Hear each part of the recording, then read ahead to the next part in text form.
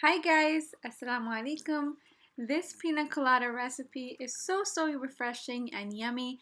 Everyone is going to love this. So to get started, this is what we're going to need.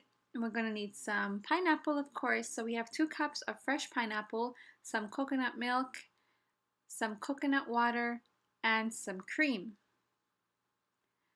So we start off with getting a blender and we're going to add everything in there. So the pineapples, add 1 cup of coconut milk, 1 cup of coconut water. If you don't have coconut water, you can use pineapple juice instead. And here we're going to add in a 1/4 cup of cream.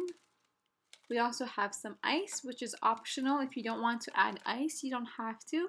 Here we have a 1/4 cup of sugar. You can add more or less depending on how sweet you like it.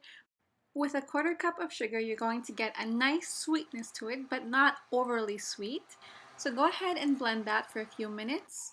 And your pina colada is ready. It's such an amazing and easy drink to make, perfect for the upcoming summer months.